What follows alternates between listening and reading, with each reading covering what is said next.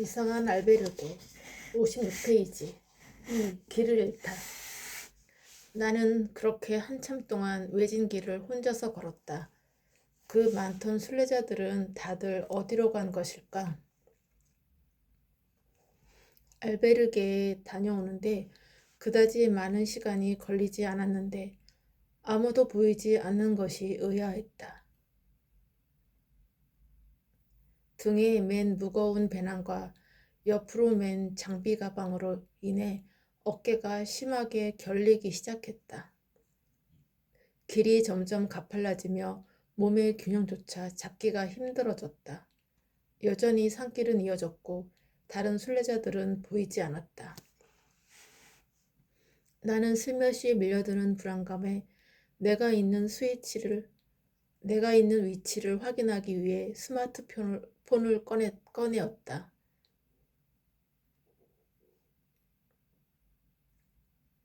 스마트폰 액정위로 메시지가 떠올랐다. 서비스 불가 지역. 뭐야? 이거 왜 안 되지? 팔을 뻗어 스마트폰을 높이 들어 보이기도 하고 방향을 바꾸어 보기도 했지만 메시지는 사라지지 않았다. 나는 할 수 없이 스마트폰을 다시 집어넣고 방향을 가늠하며 조심스레 한 걸음씩 떼었다. 잠시 뒤 호흡을 가다듬고 허리를 펴보았다. 멀리서 한가로이 풀 뜯는 소들이 보였다. 뭔가 이상하다는 생각이 들어 주변을 다시 한번 둘러보았다. 그제야 내가 1시간째 노란색 화살표를 한 개도 보지 못했다는 것이 생각났다. 쿵! 다시 찾아온 불안감에 심장이 뛰기 시작했다. 지금이야말로 길을 멈추고 돌아가야 할 때라는 것을 직감했다. 그러나 나는 이렇게 무거운 배낭을 메고 2시간 가까이 걸어온 길을 되돌아간다고 생각하니 앞이 캄캄해졌다. 솔직히 내가 길을 잘못 들었다는 생각은 하고 싶지 않았다. 여기까지 어떻게 왔는데 다시 돌아가는 건 말도 안 돼. 조금만 더 가보면 분명 순례길로 다시 이어질지도 몰라. 그래, 사람이 안 보일 수도 있지. 길을 가다 아무도 안 보여서 고민하는 사람이 나뿐만은 아닐 거야.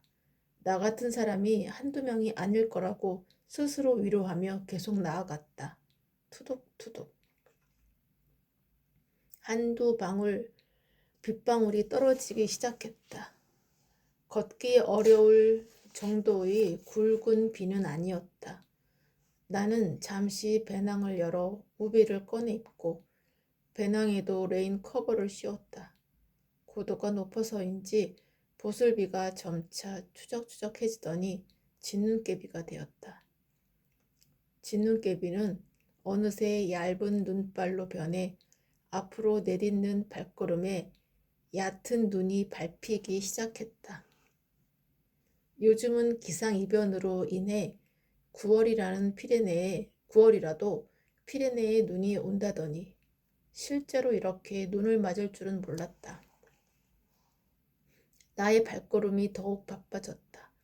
그러나 가도 까마득한 골짜기만 보이는 산세를 보자 이내 가슴이 철렁 내려앉았다. 이러다 설마 죽는 건 아니겠지? 심장이 세차게 뛰기 시작했다.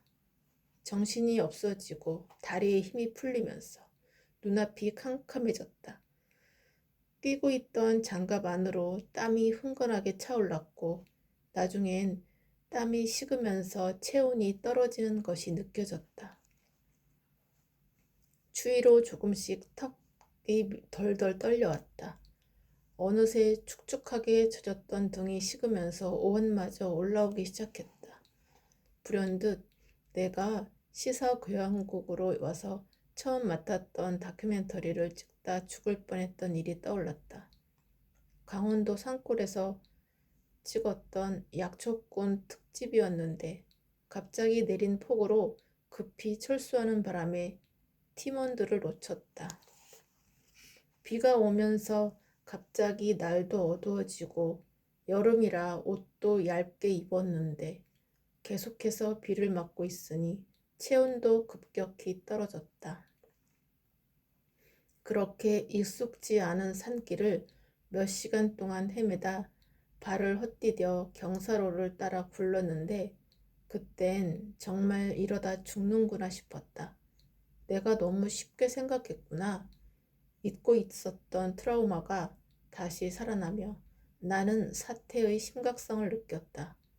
하지만 발길을 돌릴 수는 없었다. 그렇게 되면 어두워지기 전에 피레네를 넘을 수 없기 때문이었다. 온몸을 덮쳐오는 추위와 두려움으로 고동치는 심장 박동이 나를 휘감아 왔지만 애써 발걸음을 내디뎠다. 그렇게 앞을 향해서만 걷다 보니 어느새 내리막길이 시작되었다. 휴, 이 길이 맞았구나. 한 고비를 넘겼다는 생각이 들자 나는 작은 안도감이 들었다. 여기에 용기를 얻어 확신을 가지고 1시간쯤 더 전진했다. 그러자 아스팔트 길이 나타났다. 순간 다리가 휘청했다. 드디어 안전한 길에 올랐다는 안도감에 긴장이 풀린 것이었다. 역시 길이란 어디로든 연결되기 마련이지. 불안한 가운데에서도 자신감으로 밀어붙인 스스로가 대견하다는 생각이 들었다. 그런데 아스팔트 길이 뭔가 조금 이상했다. 길 위로 눈이 하얗게 쌓여 있었던 것이다. 쌓인 눈 위에는 발자국도 없고 차가 다니는 흔적도 없었다. 다시 불안감이 밀려오기 시작했다. 나는 위치를 확인하기 위해 스마트폰을 꺼내보았으나 여전히 신호가 잡히지 않았다. 배터리는 충분했지만 신호가 잡히지 않는 것은 어떻게 할 수가 없었다. 스마트폰으로 찾는 것은 포기하고 태양의 위치를 확인하기 위해 하늘을 올려다보았다. 눈이 와서 태양의 위치도 확인하기 어려웠다. 특별히 방향을 구분할 방법이 없어 결국 감에 의존해서 방향을 찾을 수밖에 없었다. 나는 눈이 쌓인 새하얀 아스팔트 위에 발자국을 남기며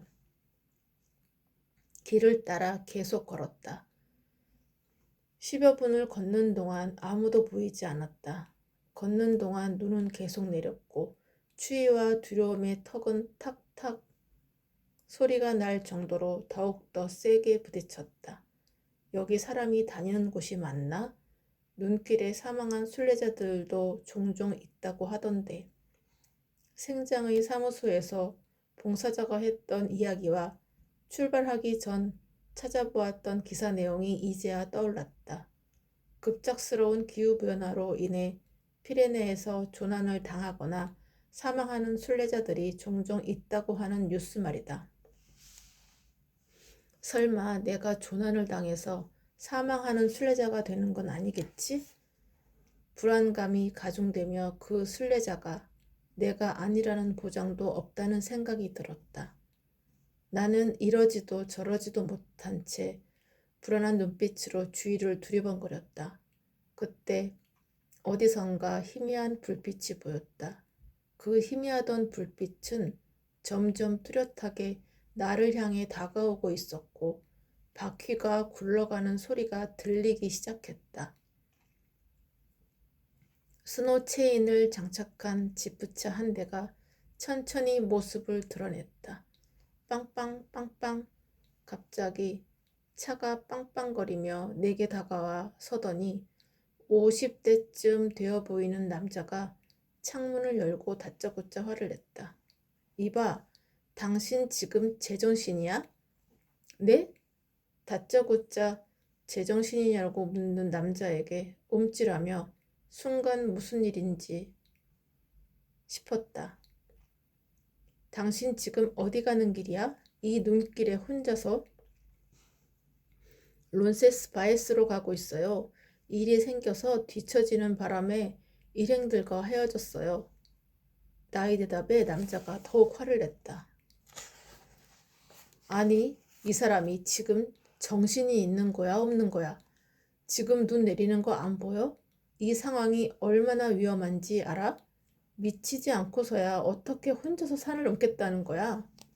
남자가 화를 내며 소리치는 바람에 나는 당황해서 어찌할 바를 몰라 머뭇거리며 말했다. 아니, 그래서 지금 서둘러 가고 있는데 그냥 간다고 될 일이 아니야. 론세스 바이스로 간다면서? 이 길은 론세스 바이스로 가는 길이 아니라고. 갑자기 나타나서 화를 내더니 이제는 잘못된 길이라고 하는 남자의 말에 나는 더 당황했다. 뭐? 이 길이 론세스 바이스로 가는 길이 아니라고? 내가 멍해 보였는지 남자가 조금 차분한 어조로 말을 이어갔다. 너무 화를 내서 미안한데 여긴 정말 위험한 데라서 그런 거야. 얼마 전에도 갑자기 내린 폭설에 조난되었던 영국인 순례자들이 사흘 만에 구조되는 일이 있었다고. 아직도 사경을 헤매고 있다고 하던데 요즘 여기는 이상기후인가 뭔가로 날씨 변화가 너무 심해서 언제 무슨 일이 있을지 모른다고. 지금 생장으로 나가는 길인데 자네를 발견한 거야. 나도 지금 마지막으로 나오는 길이라 내 뒤에는 자네를 발견해 줄 사람이 이젠 없어. 등줄기가 서늘해졌다. 남자의 말이 계속 이어졌다. 이대로 계속 갔다면 당신은 죽을 수도 있었어. 나를 만난 걸 다행으로 알아. 빨리 차에 타. 눈이 더 내리기 시작하면 쌓이는 건 금방이야. 여기는 지대가 높아서 눈이 어느 정도 쌓이면 차가 오지를 않아. 아무리 구조 요청을 해도 차가 오지 못하기 때문에 헛수고야. 고립된단 말이야. 지금 보니까 한참 헤맨 것 같은데 조금 있으면 체온도 금방 떨어질 거야. 얼른 타. 승장까지 태워다 줄게. 위험천만한 길이라는 말에 나는 얼른 남자의 지프차에 올라탔다. 남자의 당부와 충고가 거듭되었다. 진짜 죽을 뻔했다니. 게다가 지금껏 걸어온 이 길이 잘못된 길이었다니. 말도 안 돼. 달리는 차 안에서 피레네 산맥의 걸어온 길을 떠올려 보니 내가 정말 죽을 뻔했다는 사실이 실감났다. 나무라는 듯한 남자의 충고와 순례자 사무소의 봉사자에게서 들었던 다른 순례자들의 위험한 상황들이 두서없이 떠오르며 나는 더욱 혼란에 빠져들었다. 그러다 갑자기 들려오는 남자의 걸걸한 목소리에 정신을 차렸다. 이봐, 다 왔어. 여기서 조금만 걸어가면 알베르게가 나올 거야. 출발 지점이었던 생장에 도착하여 주섬주섬 짐을 챙겨 내리려는데 남자가 다시 한번 강조했다. 어찌됐든 당신은 오늘 정말 운이 좋았던 거야. 내일은 절대 혼자서 피레네를 넘지 마. 내 말 명심하라고. 그럼 부엔 까미노. 아직까지 얼떨떨했던 나는 남자에게 간단한 인사를 건넨 후 마을 안으로 터덜터덜 걸어 들어갔다. 생장의 붉은 지붕들을 보니 안전한 곳에 왔다는 안도감이 피어올랐다. 마을 안으로 들어서자 조금씩 내린 눈이 얕게 쌓여 있었다. 여기까지는 거친 눈발이 내리지 않은 것 같았다. 아직 날이 밝았지만 나의 몸과 마음은 천근만근으로 며칠은 쉬지 않고 걸은 듯했다. 어깨에 메고 있는 배낭이 2배로 무겁게 느껴졌다. 따뜻한 물에 몸을 담그면 그 피로가 풀리려나? 나는 추위에 얼었던 몸을 따뜻한 물에 푹 담그고 싶은 생각이 간절했지만 순례길에서 목욕을 바라는 것은 애초 무리였다. 때마침 스마트폰에서 알림음이 바쁘게 울렸다.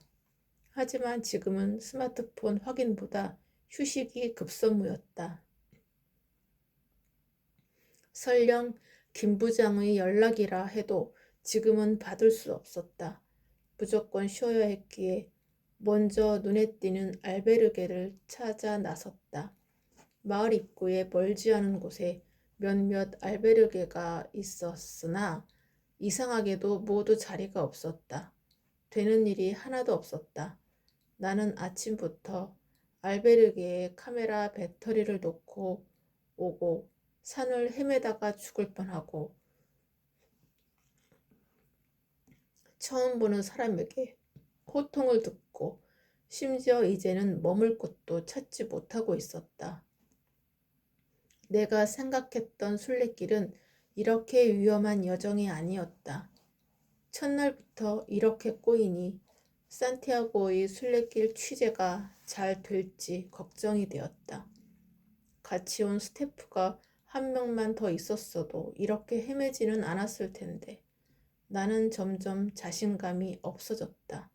그즈음 빨간 지붕 아래 하얀색으로 칠해진 3층 건물들 사이에 유독 눈에 띄는 건물이 보였다.